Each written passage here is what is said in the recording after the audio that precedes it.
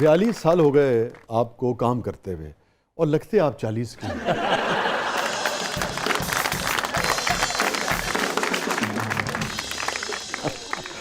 माशाल्लाह। ये आपकी मोहब्बत है, लेकिन मैं ये तो नहीं कहूँगा कि मैं 5 बरस का था जब मैंने काम शुरू किया इसलिए कि मेरा पहला जो प्ले है वो सब लोग जानते हैं, तकरीबन लोग जानते हैं कि मैंने टेलीविज़न पे कब से स्टार्ट किया। तो जहाँ तक 40-42 दिखने का जवाब है वो तो यही है कि जैसे आप के प्रोग्राम का नाम है ज़बरदस्त जी, तो मैं समझता हूँ कि आपकी नीयत ज़बरदस्त होनी चाहिए। वाह। आप में खुलूस और मोहब्बत का होना बहुत ज़रूरी है। तो अल्लाह ताला की रहमत रहे आप पर, तो बस सब ठीक है, माशाल्लाह। अच्छा है। तो फील आप 40 का ही करते हैं, है ना? देखिए हर मर्द जो है ना वो चाहता है कि 40 का फील करे, लेकिन वो गालिबन मियाँ साहब का है ना जी, कि कोई कहता है कोई कहता पीड़े ते कोई कहता चुक के, सच्ची गल है मोहम्मद बख्शा विचों गई है मुक के।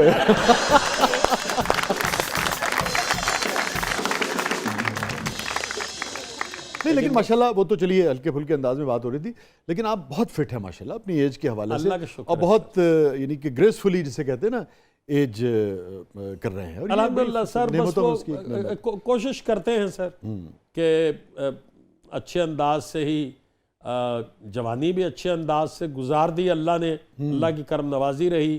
तो अब जो जिस उम्र में हम हैं वो भी अल्लाह इज्जत आबरू से और ज़रा खूबसूरती से गुजार दे, तो उसकी नवाजिश है इंशाल्लाह। अच्छा, उर्दू में तो नहीं है वो अंग्रेजी का जो मुहावरा है 40 नॉटी, उस पर आपका कोई यकीन है कि नहीं है? देखिए हम तो 40 में बड़े नॉटी थे हम झूठ क्यों बोले, हम तो अगर 50 के साथ भी कुछ मैच करता हो तो अब 50 आप वो भी कह सकते हैं। बस अब जवाब दे गए।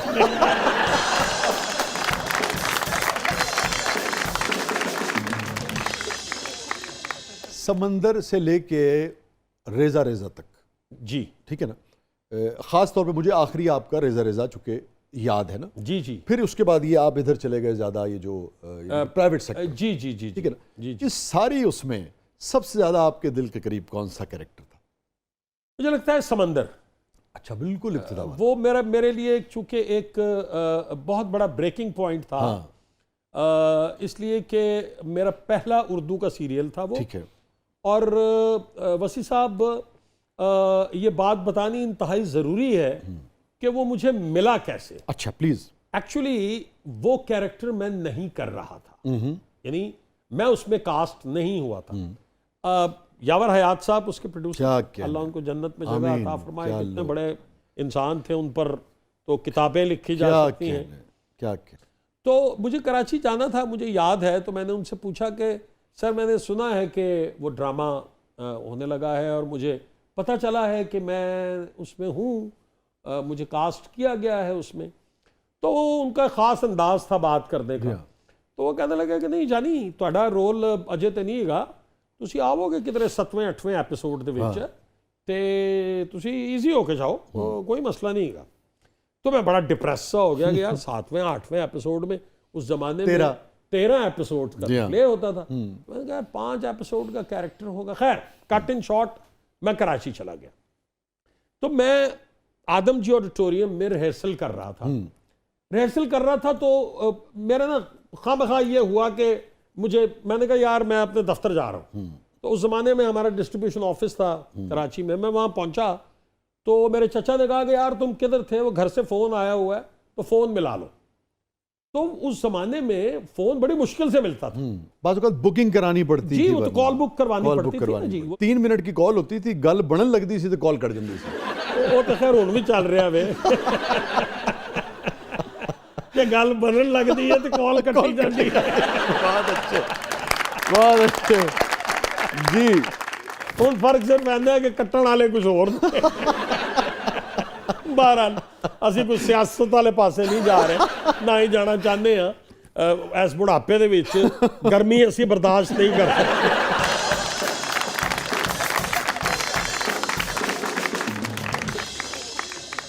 तो मैंने बड़ी बहन से पूछा, उन्होंने कहा कि टीवी से फोन आया था तो तुम टीवी फोन कर लो।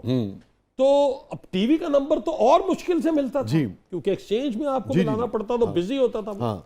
वसी भाई मैंने कॉल मिलाई है और ठक करके नंबर मिला है, और वहां पे एक ऑपरेटर होती थी रेहाना आपा, अच्छा, बहुत प्यार करती थी हमसे। तो उन्होंने कहा वो बेटे होल्ड करो तुम 1 मिनट, मैं मिला रही हूं। तो उसने यावर साहब के कमरे में मिलाया फोन।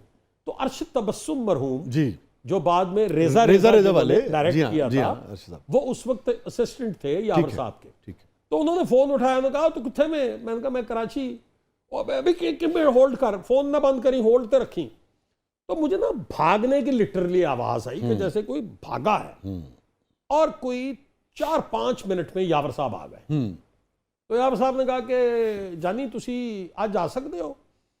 तो मैंने कहा जी तुसी दसो। नहीं कल एक रिहर्सल करनी पेगी ते परसों रिकॉर्डिंग है। मैं कहा सर तुसी फरमाया सी कि 7वें एपिसोड तो काम तेरा। नहीं तुहाडे कोलों हुण असीं मेन रोल करवा रहे हैं। अच्छा, ते तुसी बस आ जाओ, आ सकते हो, बस इन्ना दस दिओ। तो मैंने कहा जी मैं मेरी समझ में ना आए कि मैं क्या करूं, पहुंचूंगा कैसे? मतलब प्ले भी शुरू होना था। तो मेरे चचा ने कहा कि तुम्हें जाना चाहिए। ठीक है। उन्होंने मेरा टिकट बुक चचा ने कहा, यानी कैफी साहब ने? नहीं, छोटे चचा ने, शुजात में। शुजात साहब, उन्होंने कहा कि तुम्हें जाना चाहिए, इस तरह की अपॉर्चुनिटी मैं तुम्हें मिस नहीं करने दूंगा।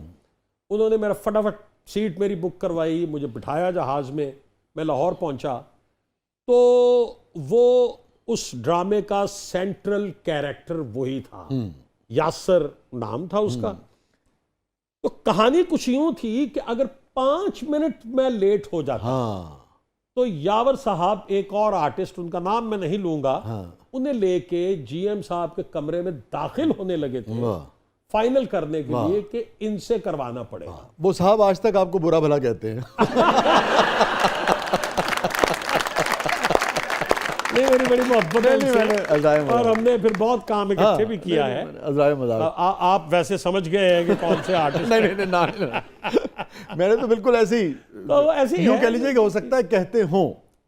नहीं वो उस वक्त शायद कहते हो, लेकिन आप लोगों में इस स्लॉट में सलूक था आपस में ना जी, इतनी खींचातानी नहीं थी जी। ऐसा था, लेकिन कुछ उस दौर में भी ऐसा था कि ग्रुप्स तो थे, हर किसी का कोई ना कोई, हर प्रोड्यूसर का कोई ना कोई फेवरेट एक्टर होता था। बल्कि इसमें एक बहुत मजे की बात मैं आपको बताना चाहूंगा। एक साहब थे मलिक अनोखा। हाँ, मलिक साहब, अल्लाह उनको जन्नत में जगह दे। और उनका बड़ा वर्सटाइल क्या कहने, और जो बेहतरीन जो उन्होंने किरदार किया उनमें से एक वो था जो जलाली साहब ने किया था, अतर शाह खान साहब का लिखा हुआ था, बाअदब बा मुलाहिजा होशियार। जी जी जी जी जी जी जी जी जी जी। वो तो मलिक साहब ने बड़ा कमाल शहजादे का रोल किया था उसमें। मलिक जो था ना जी, उसको बेशुमार जबानों पे उबूर। अच्छा, ये नहीं है मालूम। वो बलोची जबान बोल लेते थे, सिराइकी, वो पंजाबी, वो उर्दू, वो Pashto. He was a very versatile actor. तो एक प्ले की हम रिहर्सल कर रहे थे, पायलट, यहाँ कराची नहीं, लाहौर में। यावर साहब उसके प्रोड्यूसर थे। तो मलिक को उन्होंने कहा कि मलिक जरा रोल पढ़ना जरा। तो मलिक साहब ने वो पढ़ना शुरू कर दिया। वो एक मिरासी का रोल था। तो मलिक तो इसमें बहुत ही परफेक्ट था। तो मलिक ने वो टोन देनी शुरू कर दी, क्या कर रहे हो तुम, फिटे मुंह तुम्हारा, फलाना। अब पूरे स्क्रिप्ट की रिहर्सल हो गई। तो यावर साहब ने मुड़ के, एक नजर साहब होते थे जो कि बहुत फेवरेट थे यावर साहब के, उन्होंने मुड़ के नजर साहब से कहा कि नजर, एक कैरेक्टर तुसी बिल्कुल इस तरह करना है जिस तरह इन्होंने पढ़े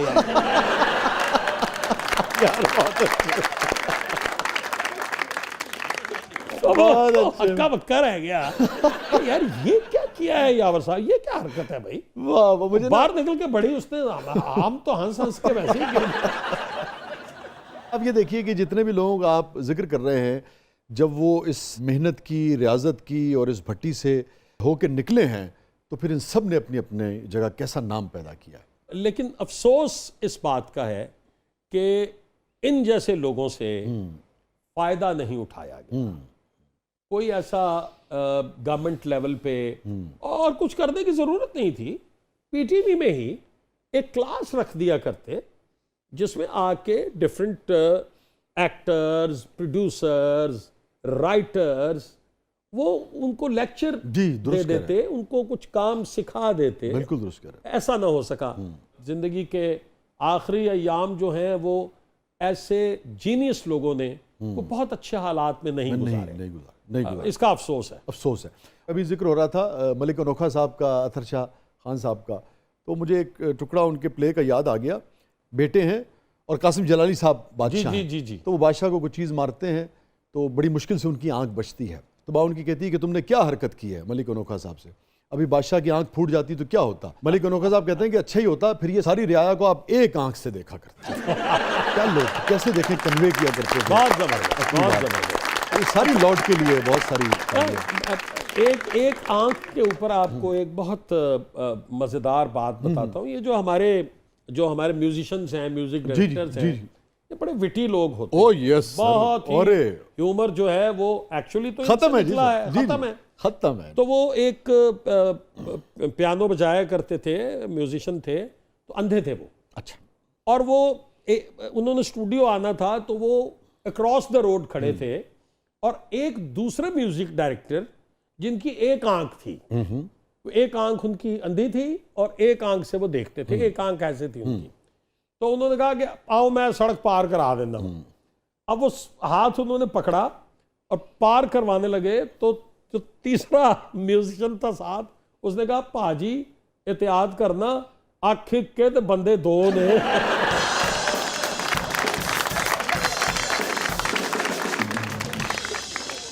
नाज़रीन स्टे विद अस, कहीं नहीं जाइएगा। छोटे से वक्फे के बाद वापस आते हैं। हमारे साथ मौजूद है one and only Wasim Abbas साहब।